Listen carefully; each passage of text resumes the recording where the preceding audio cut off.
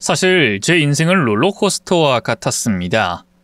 오르락 내리락 하더라도 결국엔 제자리를 찾는 회전목마와 같았다면 더없이 좋았겠지만 몸이 붕 뜨는 게 느껴질 정도로 몇 번이나 추락을 했어야 했죠. 그래서 저는 가난이 왜 무서운지 누구보다 잘 알고 있습니다. 적어도 제 기준에서 굶주림, 서러움, 애달픔과 같은 막연한 느낌보다 끔찍했던 것은 딱 하나였죠. 가난은 사람을 시험에 들게 한다는 겁니다. 그리고 대부분은 그 시험에 통과하지 못하고 본색을 드러내게 하죠. 그런데 더 무서운 것은 하필이면 그게 가장 가까운 사람이라는 것 때문이 아닐까 싶습니다. 제 경우에는 어머니였고요. 전 아직도 그날의 일이 생생하게 기억나죠. 새벽에 몰래 가방을 챙겨 나가던 어머니를 잡은 그 순간을 말입니다. 엄마 어디가? 가방은 뭐야? 이 기집애가 왜 일어났어? 별거 아니니까 얼른 들어가서 잠이나 자. 엄마 어디 가냐고. 지금 새벽 3시야. 저는 어머니의 가방을 한 손으로 잡고 눈을 비비며 잠긴 목을 가다듬었어요. 하지만 어머니는 그런 제 손을 억지로 떼어내려고 했고 그 과정에서 가방이 쏟아졌죠. 그 안에서 나온 것은 각종 폐물과 현금 다발이었습니다. 어머닌 소리는 크게 내지 않았지만 짜증을 내기 시작했죠. 빌어먹으려니 발목을 또 잡네. 아주 지 애비랑 똑같아가지고. 엄마 이 돈은 뭐고 무슨 말 하는 거야? 도대체 왜 그러는 건데? 놔! 필요 없어. 지긋지긋해서 못 견디겠으니까. 넌 그렇게 좋아하는 애비랑 같이 살아. 그때 소란스러움에 아버지가 안방에서 나왔고 바로 상황을 파악하시더군요. 당신 설마 지금 가출하려는 거야? 그 돈은 또 뭐야? 보면 몰라? 위자료야 위자료. 그리고 이 나이에 가출? 가출이 아니라 출가야. 더는 지겨워서 당신 같은 인간이랑 살고 싶지가 않아서 내 발로 내 몫을 들고 나가는 거고. 아니 도대체 왜 그래? 나 지금 일도 열심히 하고 있고 조만간 예전처럼 다시 살 수 있어. 다시 살긴 개뿔. 그 성격에 퍽이나 잘 살겠다. 그깟 공장 하나 운영하는 것도 그래. 망했으면 딱 거기서 문 닫고 끝을 냈어야지. 직원들 월급 챙기겠다고 있던 땅까지 넘기고 싹 다 정리하면 내가 당신 칭찬이라도 해줄 줄 알았니? 지긋지긋해. 여보! 착한 척 가식 좀 떨지 마. 난 당신 같은 인간이랑 하루라도 더 살다가는 미칠 것 같으니까. 자기 밥그릇 하나도 지키지도 못하는 남자? 이젠 줘도 안 가져. 그리고 내가 충고 하나 할까? 그런 식으로 살면 당신 평생 성공 못하고 바닥에서 끼어다닐 거야. 알았니? 여보, 일단 말로 해. 진짜 이혼을 하고 싶어서 그런 거면 이유를 좀 알고 좀 더 살아보다가 정 안 되겠으면 절차를 밟고. 아니, 난 그런 거 필요 없어. 서류 정리하고 재산 똑같이 나눠서 나가는 짓은 안 해도 상관없으니까. 왜냐고? 애초에 이 나라에서 살 생각도 없으니까. 그러니 제발 내 인생에서 이만 꺼져줘. 잘난 당신 씨도 고이 놓고 나갈 테니까 그만 좀 놔달라고. 그게 무슨 말이야? 한국에서 살 생각이 없다니. 미국으로 갈 거야. 기회의 땅이라잖아. 거기서 내 인생 다시 시작할 거야. 이러고 여기서 당신이 다시 잘 나가길 기다리느니 그 편이 100배는 나을 것 같네. 아니, 도대체 왜 그래? 당신 나 사랑한다고 했잖아. 나밖에 없다고. 아버지가 거의 울 것처럼 말하자 어머니는 비웃으며 대답했죠. 그랬지. 착한 그 성격도 예전엔 좋았어. 내 말이면 뭐든 믿어주는 것도 재미가 있었고. 근데 그것도 잘 나갈 때 이야기잖아. 지금 당신 뭐가 있어? 처음부터 다시 시작하겠다고? 옆에서 기다려달라고? 미쳤니? 내가 왜 그런 짓을 해야 해? 어차피 망한 판은 다 뒤엎고 다시 시작하는 게 맞아. 질질 끌고 가봤자 같이 추락하기밖에 더 할까? 사실 이전에 저희 집은 꽤 부유한 집이었습니다. 아버지는 오랜 시간 꽤 큰 규모의 섬유 공장을 운영하고 있었고 수익도 제법 괜찮았죠. 하지만 운영이 어려워지기 시작하면서 대출을 받아서 직원들의 월급을 지급하기 시작했던 겁니다. 그게 거의 3년이 넘게 반복되다가 결국 파산을 하게 된 거였고요. 때문에 제가 8살이 되었을 무렵부터는 쭉 아버지와 떨어져서 살아야 했습니다. 어머니가 남은 재산이라도 지켜야겠다면서 위장 이혼까지 하고 절 데리고 친정으로 갔던 거였죠. 그렇게 다시 6년이라는 시간이 지난 후에 아버지와 다시 재결합을 했던 상태였습니다. 저희와 함께 살기 위해서 고기잡이 배까지 탔던 아버지는 모은 돈으로 친구와 동업을 준비 중이었고요. 그런데 그 과정에서 아버지와 어머니가 계속 부딪히기 시작했죠. 성공하려면 남을 밟고 올라가야 한다는 어머니와 자신이 어려운 상황을 겪어봤기에 다른 사람들도 살펴야 한다는 아버지의 생각은 좀처럼 좁혀지지 않았기 때문이었어요. 초반에 재결합을 했을 때 이런 일도 있었습니다. 아버지가 다른 공장에서 일을 하다가 손가락이 절단된 사람을 도와주겠다고 했을 때였죠. 어머니는 그걸 알고 난리가 났죠. 당신이 그 돈을 왜 줘? 한 번 망하고도 아직도 정신을 못 차렸어? 당신이 목사야? 스님이야? 왜 다른 공장에서 손가락 날아간 인간까지 걷어서 수술시키고 일까지 시키려고 하냐고? 아이, 사정이 참 딱하잖아. 나도 병원 가서 우연히 알게 된 거고. 정말 힘들어하는 사람이야. 일단 도와주면 나중에 내가 공장 차리고 일 시작하게 되면 천천히 갚는다고 그랬고. 미쳤구나. 당신이야말로 머리에 어디가 잘려나간 거 아니야? 그런 약속이 지켜질 거라고 생각해? 제발 현실적으로 생각을 해. 다른 공장장들이 공장 돌리는 걸 봐. 대충 불법 체류자들 잡아다가 부려먹고 단물 싹 빠지면 신고해서 추방해버리잖아. 다들 왜 그렇게 하겠어? 그렇게 해야 돈이 되니까 그러는 거잖아. 당신도 좀 그렇게 해. 아니, 어떻게 사람한테 그런 짓을 할 수가 있어? 그러는 당신은 믿고 기다려준 가족한테 왜 이러는 건데? 몇 년간 죽어라 고생하고도 정신을 못 차렸어? 나랑 정의 생각은 안 해? 적어도 내 가족, 내 아내가 먼저여야 한다는 생각은 안 들어? 남의 잘린 손가락 걱정을 왜 하냐고? 빌어먹을 손가락이 아니라 팔목이 날아가도 눈 하나 깜짝 안 하는 사람이 수두룩 빽빽해. 아니, 내가 오죽하면 그러겠어? 당신도 가난해 봤으니까 알 거 아니야. 그 사람 애도 있고 늙은 노모도 있다고 그러더라. 그런 사람을 어떻게 외면해? 난 오히려 가난해 봐서 그런 인간들이 주변에 있는 것도 싫어.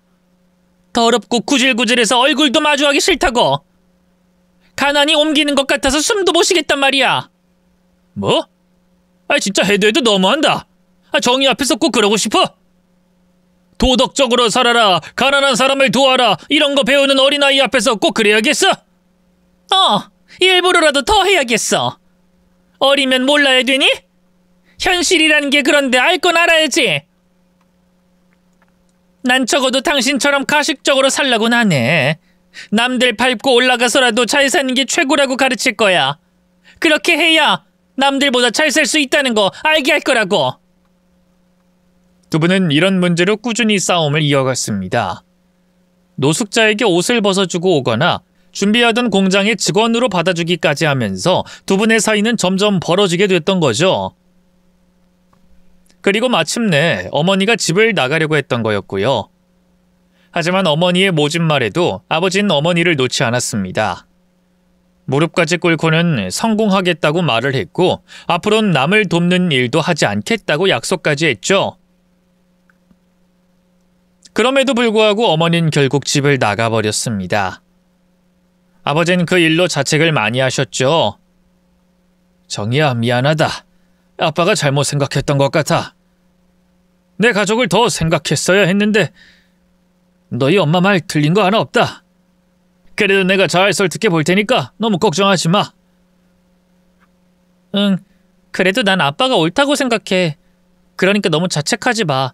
엄마도 돌아오겠지. 고맙다. 우리 정이 이제 다 컸네. 그래, 그 사람 너 두고 어디 안 가. 걱정 마. 지금 생각하면 저도 아버지도 무척 순진했던 것 같았습니다. 새벽에 몰래 집안에 있는 돈 모두를 들고 나가려던 사람이 다시 돌아올 거라고 믿었으니까요. 당연히 어머니는 돌아오지 않았고 그 대신 사건의 진실을 알게 됐죠. 당시 아버지와 사업을 준비하던 친구와 어머니가 눈이 맞아서 미국으로 도망을 쳤다는 사실을 말입니다. 그것도 아버지가 6년 동안 모은 재산까지 함께 증발하게 된 거였죠. 아버지 친구는 계약을 빌미로 아버지의 돈을 가져갔고 어머니는 그 사이에 아버지와 제가 살고 있던 집의 전세금까지 정리해서 가지고 갔던 거예요. 믿었던 친구와 아내의 배신. 아마 상상할 수 없을 정도로 끔찍하고 고통스러운 순간이었을 겁니다. 그럼에도 아버지는 어린 저를 위해서 아픈 티도 내지 못하셨어요. 그때도 애써 밝게 다시 시작하면 그뿐이야 하고 웃어 보이셨으니까 말이죠. 하지만 말이 그렇지 실상은 비참했습니다. 공장을 운영했던 아버지가 공장의 직원이 되어야 했을 정도로 우리 집의 상황은 급격하게 나빠졌어요. 몇 번이나 이사를 가고 또 이사를 다니면서 집은 점점 좁아졌습니다. 그러다가 판자촌까지 흘러 들어가게 되었고요. 어머니가 말하던 가난과는 수준이 다른 그야말로 찢어지는 가난한 삶이 그때부터 시작된 거였죠. 고아였던 아버지는 저를 맡길 곳이 없었고 저를 두고 갈 수 없으니 이전처럼 배를 타서 돈을 벌 수도 없었습니다. 하루 벌어서 하루를 먹고 살다 보니 하루를 쉬면 하루를 굶는 날이 이어졌죠. 그러다가 제가 고등학교 졸업과 동시에 아버지가 쓰러지셨고 암 선고를 받게 되었습니다. 병원에 입원해서 아버지가 처음으로 했던 말은 이거였어요. 너희 엄마 이제 진짜 나 안 찾아오겠다. 그치? 가난한데 병까지 생겼으니까. 순간 열이 확 올라서 날카롭게 되물었죠.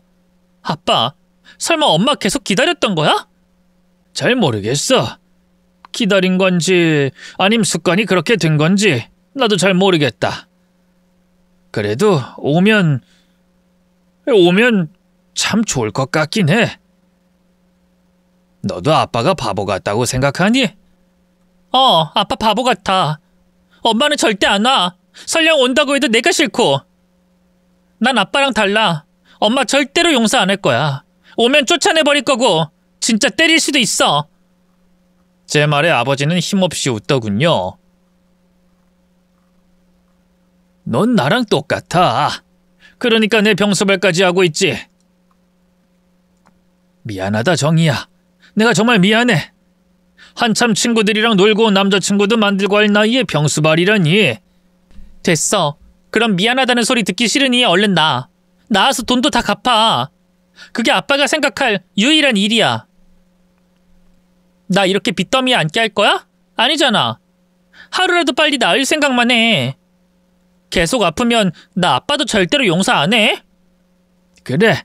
우리 정이 화나면 무서우니까 아빠 얼른 나을게. 걱정 마라. 병수발을 하면서 병원비까지 내기 위해서 정말 하루 3시간도 잠을 자지 않았습니다. 새벽에는 불판 닦는 일을 했고 오전에는 배달, 낮부터 오후 7시까지 병원 청소 일도 병행했죠. 하지만 그렇게 해서 짧은 시간 안에 수술비를 마련하기는 거의 불가능에 가까웠습니다. 저희 사정을 알고 병원에서 수술비를 일부 지원해주는 곳과 연결을 해주면서 운 좋게 수술을 끝냈고요. 문제는 재발이었습니다. 3년 뒤에 추적 검사를 하다가 병이 발견되며 저는 똑같은 짓을 또 해야 했고 그러고 1년이 지나지 않아 다른 곳에 전이까지 오면서 감당할 수 없을 정도의 빚도 생겼죠. 그때 제 키가 163 정도로 그 당시에는 작은 편이 아니었는데 몸무게는 45kg밖에 나가지 않을 정도로 말라있는 상태였습니다. 결국 저는 쓰러지고 말았고요. 다시 눈을 떴을 때는 환자복을 입은 아버지가 울고 계셨죠. 아빠? 나 왜 여기 있어? 아빠는 왜 울어? 너 일하다가 계단에서 쓰러졌대. 어디 아픈 곳은 없어? 나 괜찮아. 나 얼른 일어나야 해. 밀린 일도 있고. 정이야, 너 영양실조란다. 제발 일어나지 말고 좀 누워있어. 아이, 내가 미쳤지. 나 때문에 우리 딸이 이렇게. 내가 차라리 죽었다면. 그런 말 하지 말라고 했잖아. 얼른 나와서 빚도 갚고 잘 사는 모습 보여주기로 했잖아. 저는 우는 아버지를 더는 보기 싫어 자리에서 일어나려고 했습니다. 그런데 제 손목에 있던 바늘을 빼려고 하자 아버지가 울며 매달리더군요. 딱 몇 시간만이라도 쉬어. 내가 이렇게 빌게 정이야. 너 이러다 정말 큰일 나. 너 잘못되고 나 혼자 살면 난 어쩌라고. 아빤 그렇게 못 살아. 그러니까 제발. 나 일하러 가야 된다니까. 내가 빠지면. 그때 한 의사 선생님이 제 손목을 잡고는 고개를 흔들었죠. 이거 다 맞고 가셔야 해요. 아버님 말씀 들으세요. 그리고 병원 청소업체 이야기 따로 했으니까 일은 걱정 안 하셔도 되고요. 어차피 오늘은 일 안 하고 쉬는 걸로 되어 있으니 그냥 맞으세요. 이것도 다 돈입니다. 돈 여기다 버리고 가실 거예요? 저 잠 다 잤고 이제 몸도 괜찮아요. 이제 안 졸려요. 누워도 잠은 안 온다니까요? 아니요. 환자분도 의사 말은 들으셔야죠. 아버님 생각해서라도 쉬시는 게 좋고요. 선생님은 울고 있던 아버지도 진정시켜서 다시 병실로 보내줬고 뒤이어 제 상태에 대해서 간단히 이야기를 해주셨습니다. 그리고 수액을 다 맞을 때까지 쉬라고 커튼까지 쳐주셨고요. 그때 저는 속으로 어차피 잠도 다 깼는데 그냥 이 시간에 일을 하면 돈이라도 더 벌 텐데 라고 생각을 했었습니다. 하지만 그런 생각을 한 것도 잠시 저는 잠에 빠져들게 됐죠. 다시 일어났을 때는 무려 10시간이나 지났을 때였습니다. 저조차도 너무 놀라서 화들짝 일어났죠. 그런데 그 앞에 의사 선생님이 미소를 지으며 서 계시더군요. 잠이 안 온다고 큰 소리를 쳤던 것 때문에 민망해서 얼굴이 벌겋게 달아올랐습니다. 선생님? 여기 아직도 계셨나요? 네, 푹 쉬셨어요? 잠이 안 오신다고 해서 걱정돼서 잠깐 왔어요. 그게 잠을 잤던 게 아니라 잠깐 눈을 감고 있었거든요. 제 변명에 의사 선생님이 푹 하고 작게 웃음을 터뜨리셨죠. 잠깐 눈을 감고 있는데 그렇게 코를 고셨군요. 전 주변에 기차 철로가 새로 개설된 줄 알았습니다만 저희 외삼촌이랑 소리가 비등비등 하실 것 같은데. 코를 골았어요? 제가? 진짜 쪽팔려. 그럼 철로가 개설됐다 치고 잠깐 눈을 감았다가 떴으니 커피라도 한잔 하실래요? 사람들이 거의 없던 새벽, 따뜻한 커피 한 잔을 마시면서 의사 선생님과 저는 이야기를 이어가게 되었습니다. 들어보니 제가 병원에서 청소를 하거나 아버지와 함께 있는 걸 몇 번 봤다고 하더군요. 워낙 병원 규모가 큰 곳이었기에 저는 저희 아버지 담당하는 의사 몇 분의 얼굴만 알고 있었지만 다른 분은 잘 몰랐죠. 어쨌든 그렇게 이야기를 이어갔고 우린 그 뒤에도 가끔 마주치면 커피를 한 잔 마시곤 했습니다. 성인이 되자마자 죽어라 일만 했던 제 삶에서 그 시간은 무척이나 새롭고 떨리는 경험이었고요. 그건 첫사랑이었습니다. 물론 저는 그렇게 순진하진 않았어요. 상대가 의사였고 저는 병원 청소나 하는 사람이었기에 온전히 짝사랑으로 끝낼 생각이었죠. 헌데 그 사람이 제게 먼저 결혼을 전제로 만나보자고 고백을 하더군요. 저는 순간 너무 당황해서 말을 더듬었죠. 결혼이요? 결혼을 하면... 아니 애초에 결혼이... 제 말에 그 사람은 또 웃었습니다. 아니 결혼을 전제로 만나보자고 했는데 벌써 결혼 생각을 하세요? 제가 그렇게 좋아요? 연애하자는 말에 대뜸 청혼을 할 정도로? 아이 이름도 벌써 지은 건 아니죠? 몇째까지 지었어요? 둘째? 혹시 넷째? 너무 진도가 빠른 거 아닌가요? 아니 그게 아니라... 저는 또 얼굴이 벌겋게 됐죠. 좋아요. 결혼이든 뭐든 먼저 해보죠. 정인 씨랑 함께 있으면 어쨌든 웃을 일이 많아서 좋거든요. 꼭 연애를 안 해도 결혼 먼저 하고 차차 연애를 해도 좋고 기차 활동같이 코를 고는 게 좀 무섭긴 해도 그것도 어떻게든 적응하면 잘 살 수 있겠죠. 아니 제 말은요 선생님. 선생님 아니고 종구씨라고 불러달라니까요. 네 종구씨. 그러니까 애초에 저랑 결혼을 전제로 만나는 게 불가능하다는 말이었어요. 제가 무슨 결혼을 하자고 했다고 그러세요? 결혼은, 결혼을, 결혼이 이렇게 3번이나 말했잖아요. 그게 청혼이죠? 장난 좀 그만 치고요. 애초에 저는 청소부고 선생님은... 아니 종구씨는 의사인데 만나는 것 자체가 불가능하다는 뜻이었죠. 그게 현실이잖아요. 어쨌든 제가 싫다는 말은 아니죠? 그럼 상관없어요. 네? 저희 집 지금은 꽤 잘 살긴 하는데 가난 모르는 거 아닙니다. 집안 학벌 이런 거 따지는 집과도 거리가 멀고 저희 부모님이라면 정희 씨 반겨주실 거라고 확신하고 있어요. 어린 나이에 혼자 힘으로 아버지 병수 아래 일까지 하면서 사는 거 대단하다고 오히려 칭찬을 해주시겠죠. 저도 그런 정희 씨를 존경하고 있고요. 아니, 오히려 기울어도 제가 더 기울죠. 저기 종구 씨. 그럼 허락한 걸로 알겠습니다. 연애 건너뛰고 바로 결혼으로 가는 걸로. 짝사랑으로 끝날 줄 알았는데 어쩌다 보니 그렇게 되더군요. 저는 말도 안 되는 일이라고 침착하게 생각을 하면서도 가끔씩 튀어나오는 미소는 숨기지 못했죠. 좋은 건 사실이었으니까요. 그리고 속물처럼 느껴질지도 모르지만 그 사람과 결혼을 하게 되면 아버지 병수발도 조금은 수월할 거라는 생각도 들었습니다. 그게 진심이었으니 솔직하게 털어놓는 거고요. 더구나 가난을 겪어봤다면 허락을 받을 가능성이 크지 않을까? 내심 기대도 했죠. 하지만 현실은 종구 씨나 제가 희망을 걸었던 것과는 확연하게 달랐습니다. 그 일이 있고 며칠 뒤에 저를 찾아온 곳은 종구 씨의 어머니였거든요. 너야? 우리 종구랑 결혼하겠다는 게 너냐고. 제가 그러니까... 저는 말도 제대로 하지 못하고 눈을 감았죠. 하필이면 제가 병원 청소를 하고 있을 때 찾아왔기 때문이었습니다.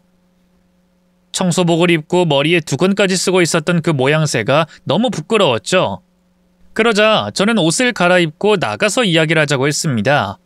하지만 이러시더군요. 청소복 입은 게 쪽팔린 줄은 아나 봐? 그래, 뭐 얼굴에 철판은 안 깔린 것 같네.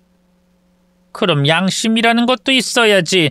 어디 그 꼴을 해서 흰 가운 입은 내 아들을 넘봐? 이봐 아가씨, 어리고 젊은 것만 믿고 순진한 내 아들 꼬여낸 모양인데 어림없어. 감히... 정말 죄송합니다. 제가 고개를 숙이자 대뜸 제 몸을 이리저리 만져보시며 묻더군요. 너 혹시 애라도 가졌니? 그래서 그래? 우리 종구가 저렇게 날뛰는 게 그런 이유냐고. 아닙니다. 그게 아니에요. 저희 아직 손도 잡지 않았어요. 아이고, 그걸 믿으라는 거니? 고기 냄새만 풍겼는데 내 아들이 미친놈처럼 결혼을 하겠다고 날뛰었다 이거야?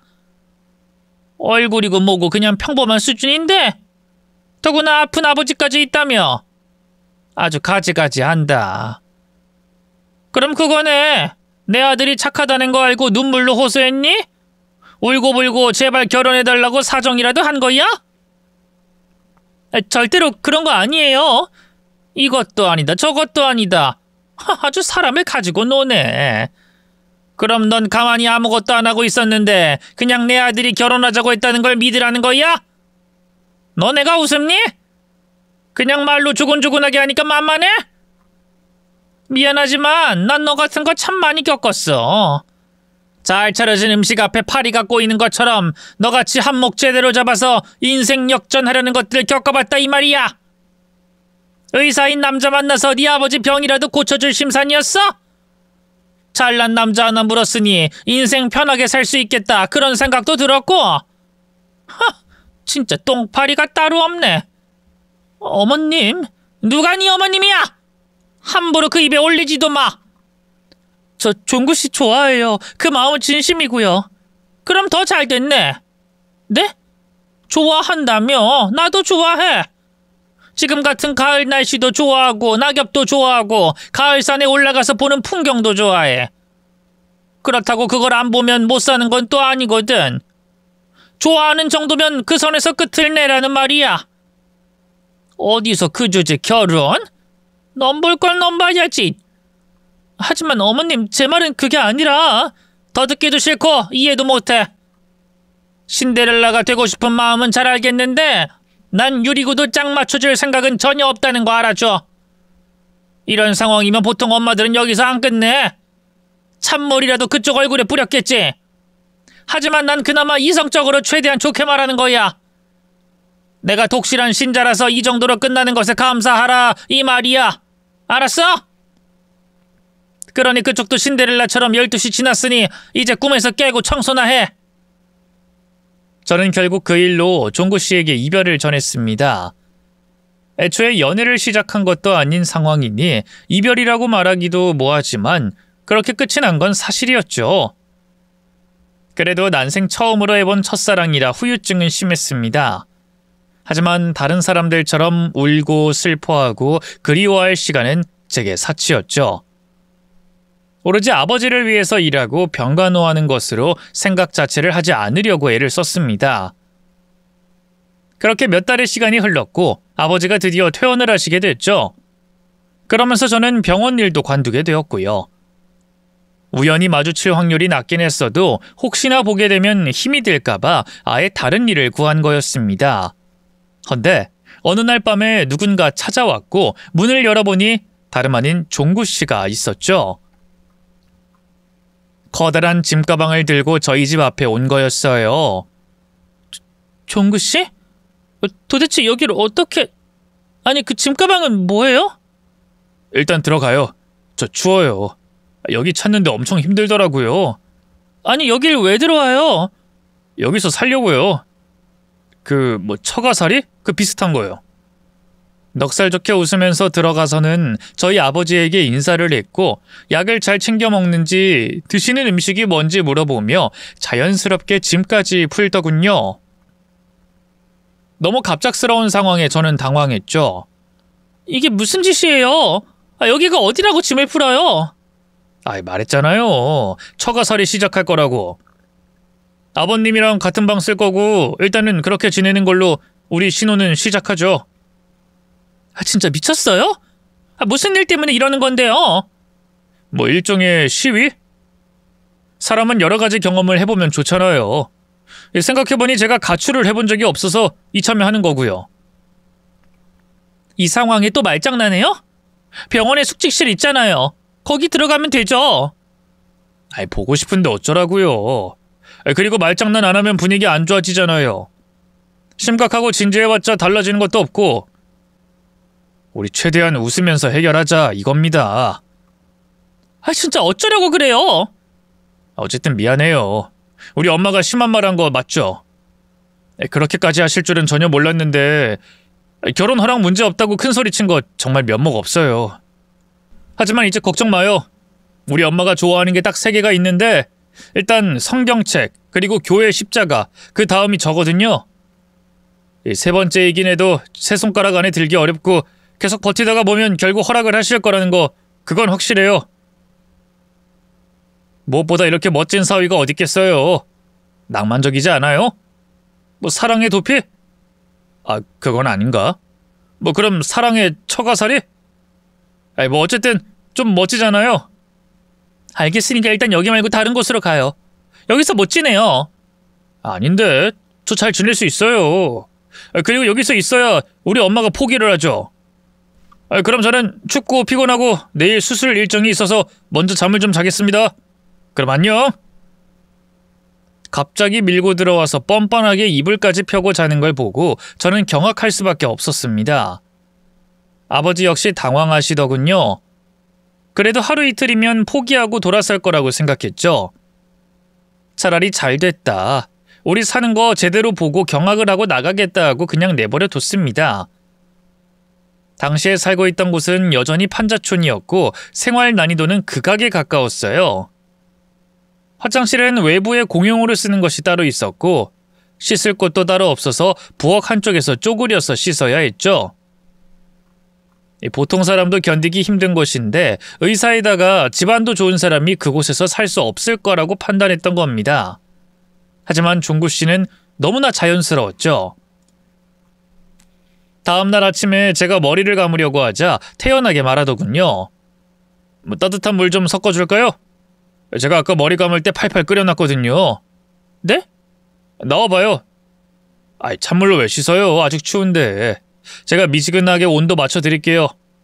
한번 끓인 거라서 약간 식긴 했는데 이 정도면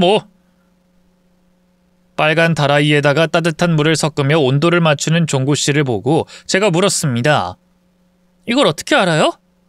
제가 말했잖아요. 우리 집도 이전에 가난했던 시절이 있었다고. 우리 집은 비 오면 빗물도 막 떨어져서 집안의 그릇은 몽땅 밖에 나와 있었어요.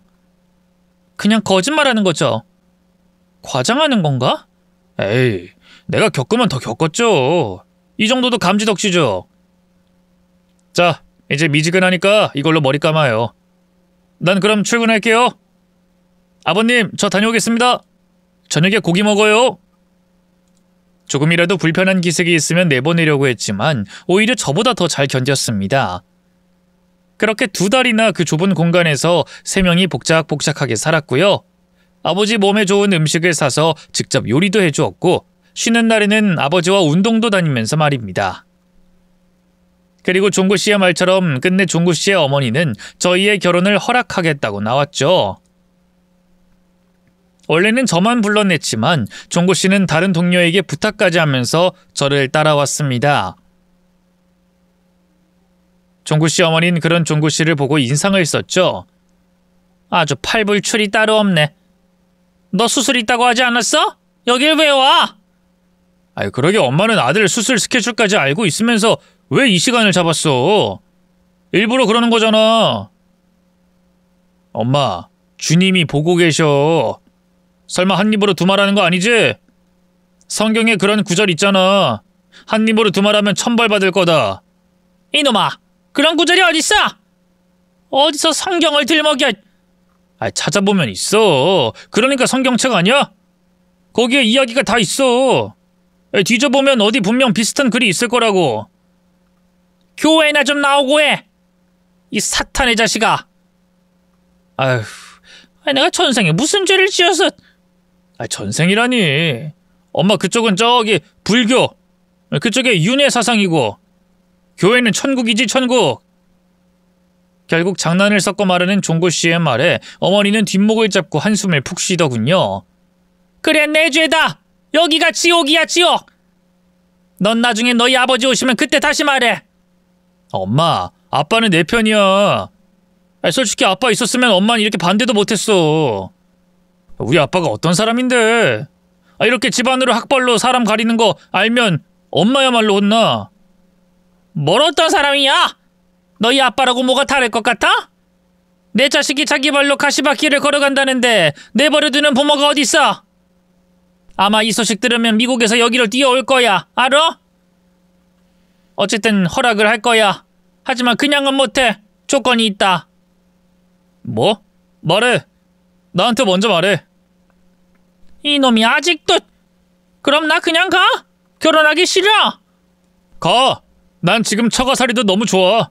장인어른도 너무 나랑 개그 코드가 찰떡이고 집도 아늑해서 청소하기도 편하고 주말마다 고기를 구워서 먹는데 운치가 있어. 작은 마당이 있는데 거기서 구우면 온 동네 고양이들이 다 몰려오거든. 너 이 망할. 아우, 내가 너 때문에 빨리 죽지 싶다. 그래, 됐다. 너랑 말 더 섞으면 안 되겠다.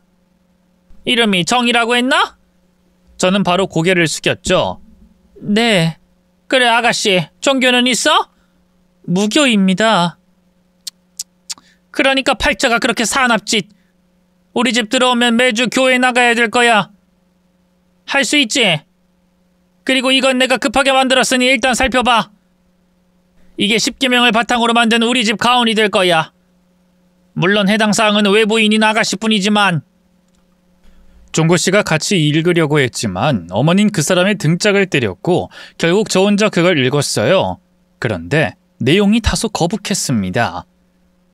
종교에 대해서 잘 모르고 저도 그 이후에나 교회에 다니기 시작하면서 알게 됐지만 원래 10계명은 대략 이런 내용이죠.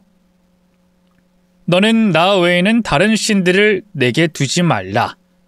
너를 위하여 새긴 우상을 만들지 말고 그것들에게 절하지 말라. 너는 네 하나님 여호와의 이름을 명령되이 일컫지 말라. 안식일을 기억하여 거룩히 지키라. 네 부모를 공경하라. 살인하지 말라. 간음하지 말라. 도둑질하지 말라. 네 이웃에 대하여 거짓 증언하지 말라. 네 이웃의 집을 탐내지 말라. 확실하진 않지만 전 이렇게 알고 있습니다. 그런데 종구 씨 어머님이 주신 내용은 교묘하게 뒤틀려 있었죠. 이를테면 네 부모를 공경하라 라는 거는 시부모만을 공경하라로 바뀌어 있었고 너는 네 하느님 여호와의 이름을 망령되이 일컫지 말라는 남편의 이름을 함부로 부르지 않고 높임말을 써야 한다로 바뀌어 있었습니다. 그리고 네 이웃의 집을 탐내지 말라라는 글 밑에는 재산 포기각서를 작성한다 라고 적혀 있더군요. 다른 것들도 이런 식으로 모두 바뀌어 있었는데 그중에는 저희 아버지가 다시 암투병으로 재발하게 되더라도 집안 행사를 최우선에 둔다는 내용도 있었습니다. 저는 그걸 보고 종이를 내려놨죠. 왜? 마음에 안 드니? 우리 종구랑 결혼하고 싶다면 그 정도는 해야 되지. 하지만 다른 건 몰라도 저희 아버지 문제는 불가능할 것 같아서요. 너 욕심도 참 많다. 우리 집 건물도 한 채 가지고 있고 땅도 엄청 많다. 보통 집안도 감히 올려다 못할 집이다. 이거야. 이런 집안에 들어오면서 그 정도 각오를 안 해? 우리 집은 무슨 자선 사업하니? 덜 떨어진 너 하나 우리 집에 들이는 것도 내 속이 이렇게 타들어가는데 주렁주렁 아픈 애비까지 끌고 들어올 참이야? 양심이 좀 있어봐. 하지만 집안 행사가 우선이라뇨. 결혼하면 다들 그렇게 살아. 그게 싫으면 결혼을 할 생각을 말아야지. 그리고 이 정도만 바라는 것도 양반 아니니? 네가 뭘 해올 수 있어? 애초에 결혼식 준비는 할 수 있니? 그 형편에 이 정도 감수도 안 하고 언감생시 우리 집 식구로 들어오고는 싶니? 각종 집안일, 집안 행사는 물론이고 시아버지 들어오시면 아침부터 점심 저녁 식사까지 네 몫이야. 돈이 없으면 몸으로도 때워야지. 멀어주겠어. 이때 종구씨가 제 손에 들려있던 십계명을 보려고 손을 뻗었죠. 종구씨 어머니는 그걸 보고는 바로 달려들었고 그때 어머님 손에 들려있던 성경책이 바닥으로 떨어졌습니다. 그리고 그 사이에서 사진 한 장이 팔랑거리며 떨어져 나왔죠. 제가 그걸 주웠고 다시 성경책에 넣는 순간 종구씨가 십계명 내용을 읽었는지 언성을 높여 싸우기 시작했습니다. 엄마, 진짜 해도 너무한 거 아니야? 나 의사야. 의사 앞에서 아픈 사람보다 집안 행사가 먼저라는 말을 해? 엄마 왜 이렇게 변했어? 우리 집도 예전에 가난했었잖아. 그 오래된 일이 뭐? 그때 얻은 거라곤 상처뿐이었어. 너희 아빠 그렇게 되고 나 아직까지도 그때 일만 생각하면 속이 뒤집혀. 그런 꼴을 해서도 아직도 그때 일을 못 잊는 건 너랑 너희 아빠뿐이야. 엄마는 다 잊었어. 그리고 앞으로 2번은 그런 일 없어야 하고. 엄마! 너도 그러는 거 아니야. 엄마가 왜 이러는지 몰라? 가난해봤으니 다시는 거기로 내려가고 싶지가 않다는 말이야. 다신 그 끔찍한 일은 안 겪고 싶다고. 그래서 너 결혼말은 제대로 잘 시키고 싶었고. 그게 욕심이니? 내가 대단한 집안을 바란 것도 아니고 적당한 집안이면 이랬을 것 같아. 적어도 가난한 티는 안 나야지. 아픈 아버지라도 없든가. 그런 엄마 마음에 대못을 박아놓고 넌 이 정도로 화가 나? 내 십계명이 뭐가 어때서? 그래, 물론 살짝 아프겠지. 그래도 손톱 밑에 박힌 가시 수준 아니니? 저는 이러지도 저러지도 못하는 상황에 애꿎은 성경책을 손에 쥐고 있었는데 순간 책이 펼쳐지며 아까 넣어둔 사진이 눈에 들어왔죠. 사진은 굉장히 오래된 느낌이 들었습니다. 그런데 어딘지 너무 익숙한 얼굴이 그 안에서 환하게 웃고 있더군요. 환자복을 입은 남자는 낯선 사람이었지만 그 옆에서 환하게 웃는 사람은 분명 저희 아버지였습니다. 그런데 제가 보고 있는 걸 보고 어머니가 제 사진을 빼앗았죠. 감히 네가 볼 사람이 아니야! 이 미친년이 어디에 더럽게 손을 대! 엄마 왜 욕을 해? 종구씨는 난처한 표정으로 제게 대신 사과를 했습니다. 미안해요. 근데 저건 저도 만지지 못하게 해요. 일부러 그런 말을 한 거 아니니까 마음에 담지 마요. 엄마랑 아빠한텐 저게 부적 같은 거라서. 부적이요? 근데 왜 저희 아빠 사진을 부적으로 가지고 있어요? 아빠라니? 무슨 말이에요? 우리 아빠가 맞는데? 아닌가? 환자복 입은 사람 옆에 있는 분이요. 저희 아버지세요. 그 순간 그곳은 무거운 침묵이 감돌았죠. 종구씨도 종구씨 어머니도 그 자리에서 굳은 사람처럼 제 얼굴만 보고 있었습니다. 뒤늦게 정신이 들었는지 종구씨가 성경책 사이에 있는 사진을 빼서 다시 살피더군요. 그리고는 한참을 보고 또 봤죠. 맞네. 얼굴이 남아있어. 지금 암투병 하시느라 살이 빠져서 그렇지 인매랑 눈이 똑같아. 엄마, 아빠한테 얼른 연락해. 미국에서 당장 오라고. 정말이지? 확실해.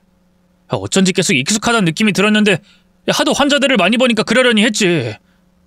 엄마, 얼른. 지금 아빠 괜히 거기 있는 거잖아. 일단은 그러자. 도대체 일이 어떻게 돌아가는지 몰라서 저는 멀뚱하게 집으로 돌아가야 했습니다.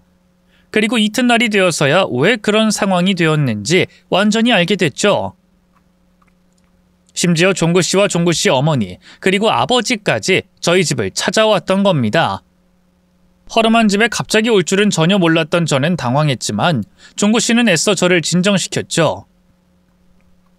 그런데 대뜸 종구 씨의 아버님이 저희 아버지를 보자 갑자기 끌어안았습니다. 아버지도 당황했지만 이내 얼굴을 확인하고는 물었죠. 너 장수냐? 장수 맞아? 네, 형님. 저 장수입니다. 저 기억하세요? 아니, 형님. 왜 이렇게 연락이 안 닿았어요? 제가 형님 때문에 미국에 있던 거 모르셨어요? 형수님이 연락 안 했어요? 미국? 아니, 거길 왜? 형님 찾으려고 사람 시켜서 알아봤습니다. 근데 미국에 이민을 갔다고 하시더라고요. 그래서 한인 모임 다 뒤져서 겨우 위치 알아내고 연락하고 거기 있다가 오는 길입니다.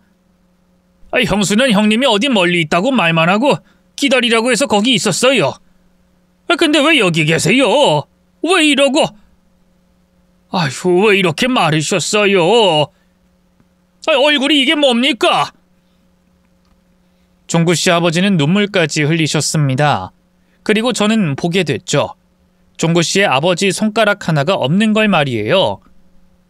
아주 오래전 손가락이 절단됐던 다른 공장의 직원이 종구 씨의 아버지였다는 걸 뒤늦게 알게 된 겁니다. 종구 씨는 제 옆에서 작은 목소리로 설명을 했죠. 아버지 친한 친구분에게 보증을 서줬다가 그야말로 거리로 내몰렸어. 당장 갈 곳도 없어서 시골에 버려진 집에서 지내게 됐고, 썩은 나무집이라서 벌레가 유독 많던 그런 집. 아버지가 공장에 나가기 시작했지만 돈을 벌 때까지 당장 먹을 게 없어서 우린 쫄쫄 굶어야 했고, 결국 참다가 남의 집 밭에서 서리까지 할 정도였어. 친척들도 망하니까 아무도 우릴 도우려고 하지도 않았고 그 많던 친구들도 소용없었지. 그때 아버지가 손가락이 절단됐고. 그걸 우리 아버지가... 맞아. 그때 유일하게 도움을 주신 분이었지. 공장 일에 익숙하지 않아서 생긴 불상사였다고 합니다. 병원에 실려가긴 했지만 공장 측에서는 병원비를 주지 않겠다고 했다고 하더군요. 당장 먹을 것도 없는 상황에 종구 씨 아버님은 수술하지 않겠다고 버텼다고 합니다. 그런데 마침 병원에서 검진을 하던 저희 아버지가 사정을 딱하게 여겨 도왔던 거였죠. 사진은 수술 후에 병문안을 갔을 때였고 종구 씨 어머니가 직접 찍은 거라고 하더군요. 절단된 4개의 손가락 중에 3개는 접합수술에 성공했지만 새끼손가락은 살리지 못했답니다. 그리고 그 일로 종구 씨는 의사라는 꿈을 꾸기 시작했다고 하더군요. 그리고 딱 5년 뒤에 복권에 당첨이 되면서 가난한 생활을 청산할 수 있었다고 했죠. 복권? 응, 그걸로 집도 사고 아버지가 사업을 다시 시작하면서 이렇게 살게 된 거야. 바쁘게 살면서 찾아뵙지 못하다가 몇 년 전부터 쭉 아저씨를 찾아다니고 있었고, 너무 오래돼서 불가능에 가까웠지만 새로 시작한다는 공장 이름을 알고 있어서 그걸로 뒤졌던 거야. 아, 우리 아버지 친구랑 동업하려던 그 공장이구나. 그래서 미국으로 간 거였어. 맞아. 한참 잘못 뒤지고 있었던 거지. 그래도 얼굴을 아니까 거기서 계속 기다렸고. 그때 종구 씨 아버님은 돌연 제게 걸어와서는 제 손과 종구 씨의 손을 잡고 포개더군요. 이렇게 인연이 될 거라고는 생각은 못했는데 참 오래 살고 볼 일이네. 어쩜 이럴 수 있는지. 그나저나 이야기를 좀 들었어요. 안사람이 아가씨한테 실수를 좀 했다고 하던데. 아니에요. 그건 당연히. 아니, 그건 아니지. 종구 씨 아버님은 혼자 동떨어져 고개를 숙이고 있던 어머님을 불렀죠. 여보, 이리 와서 제대로 사과해. 얼른. 하지만 여보, 난 정말 몰랐고, 진짜로 그렇게 엄청 뭐라고 한 것도 없고. 당신 이럴 거야? 당신한테 주님이 최고라면 나한텐 이 형님이 신이야. 엎드려서 빌고 또 빌어도 모자라. 이 손을 보고 말을 해봐. 이 손 앞에서도 당신 떳떳해? 그때 당신 기억하잖아. 내가 어떤 상태였는지. 종구씨 어머니는 잘린 손가락을 물끄러미 보더니 빨개진 눈으로 제 앞에 무릎을 꿇었습니다. 아가씨, 미안해요. 정말 미안합니다. 저도 너무 힘든 시절이 있었는데 그래서 너무 무서웠어요. 정말입니다. 다시 돌아갈 생각을 하면 가슴이 뒤틀리고 불안해서 그랬어요. 진짜로 다른 뜻이 있었던 거 아닙니다. 저 한 번만 용서해 주세요. 어머님, 이러지 마세요. 왜 그러세요? 일어나세요. 아니요. 남편에게 그랬듯 저한테도 아가씨 아버님은 신이었어요. 모두가 외면할 때 갑자기 나타난 영웅이었고 구원이었습니다. 아가씨, 정말 죄송했습니다. 종구씨 어머님은 눈물까지 뚝뚝 흘리면서 제게 잘못을 구했고 전 그런 어머님을 안아주었습니다. 그날 안 그래도 좁은 집에서 5명이나 되는 인원이 함께 식사도 했죠. 그리고 저희 결혼 이야기도 동시에 오갔고요. 회포를 푸는 동시에 상견례를 겸한 그런 느낌이었죠. 형님, 이걸로 그때 은혜를 갚기엔 한참 모자라지만 일단 애들 집 마련해주고 거기 가까운 곳에 집 한 채는 마련해드리고 싶습니다. 지금까지 오게 된 거 다 형님 덕분인 거 아시잖아요. 여기서 이러지 마시고 가시죠. 아니야, 내 딸 받아줬으면 됐어. 이 집도 난 좋아. 제 손가락이 3개는 살아있습니다. 그럼 3개는 해드려야죠. 그때 제가 병원에서 울고불고 했을 때 저 살려준 거 형님 아닙니까? 그대로 손가락 못 붙였으면 사실 아직까지 저 살아있지 못했을 수도 있어요. 못 이기는 척 받아주실 수 없습니까? 그때 종구씨 어머님이 나섰죠. 3개가 아니라 4개로 해야지. 4개 했다 염증이 커져서 하나 떨어져 나간 거잖아. 그래, 4개. 4개는 해야겠어. 그럼 결혼부터 서두르자고. 나 이제 형님 모시고 갈 곳이 너무 많아. 은퇴하고 슬슬 놀아야지 이제. 그럼 시간 내서 교회도 다시 잘 나오는 거죠? 이 사람이 나한텐 형님이 신이라니까. 애들 다 키우고 이제 우리 다 함께 즐기면서 좀 살자고. 지금 보면 당신이 과거에서 제일 못 벗어나고 있는 것 같아. 아등바등 그만 좀 삽시다. 의사 아들도 있고 착한 며느리까지 들어왔는데 이젠 그만둘 때 됐어. 어? 알았어요. 이제 사람 찾겠다고 어디 안 가니 그건 좋네. 시집살이 시키면 알아서 하고. 나 진짜 화낸다. 안 해요. 아주 모시고 살 거야. 됐어요? 실제로 결혼 준비는 시어머니가 모두 해주셨습니다. 일 때문에 종구씨가 오지 못하는 날에도 저와 함께 여기저기 가주셨죠. 백화점 사람들은 모두 딸과 엄마라고 생각할 정도였고요. 그런데 그러고 얼마 뒤에 진짜 어머니가 찾아왔던 겁니다. 종구씨 아버지가 미국까지 찾아가면서 돌아가는 상황을 알았고 돈 냄새를 맡고 들어온 거였죠. 아주 뻔뻔하게도 이러더군요.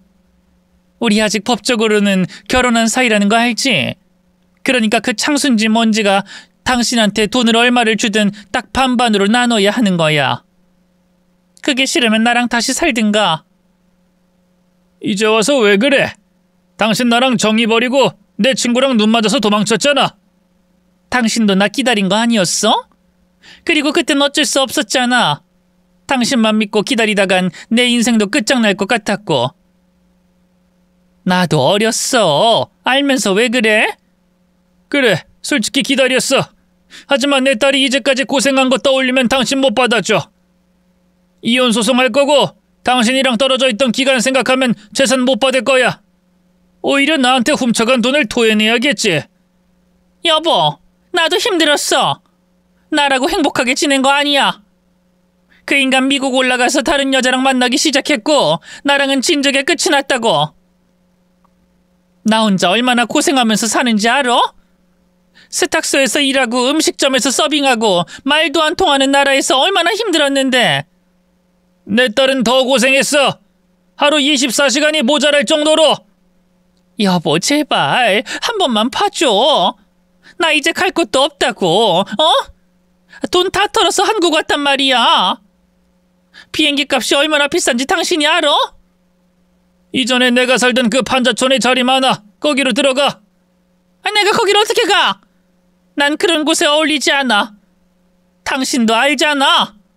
모르겠네. 지금은 아주 찰떡인데. 당신이 떠나면서 그랬지. 어차피 망한 판은 뒤엎는 게 답이라고. 질질 끌고 가봤자 같이 추락한다고. 근데 난 조금은 달라. 판이나 없는 그런 사람이랑 애초에 시작을 안 할 거야. 당신 내 인생에 2번은 안 끌어들일 거라고. 여보! 내 인생에서 꺼져주라. 아버지가 꽤 오래 어머니를 기다렸다는 건 저는 알고 있었습니다. 하지만 아버지는 그 선택에 후회는 하지 않는다고 하셨어요. 제가 본인 병간호를 하다가 쓰러졌던 날에 남은 인생을 누군가의 남편이 아니라 제 아버지로 살기로 결심했다고 하셨습니다. 그리고 그 시작은 어머니와의 관계 정리였다고 했죠. 두 분은 결국 이혼을 하셨어요. 어머니는 저에게도 찾아와 빌었지만 전 그런 어머니를 용서하지 않았습니다. 그 이전에 종구 씨 아버님이 아버지를 찾으러 미국에 들어갔을 때도 끝내 전화번호를 알려주지 않고 시간을 질질 끌며 돈을 받아 챙겼다는 이야기도 들어서 알고 있었거든요. 가난한 것보다 그런 어머니가 더 부끄러웠죠. 어쨌든 그건 아주 오래된 이야기입니다. 벌써 저는 결혼해서 11살, 16살 두 아이의 엄마가 되었으니까요. 그러는 사이에 저희 아버지가 3년 전 암이 재발하며 돌아가셨고 작년에 시아버지도 급성 심근경색으로 돌아가셨습니다.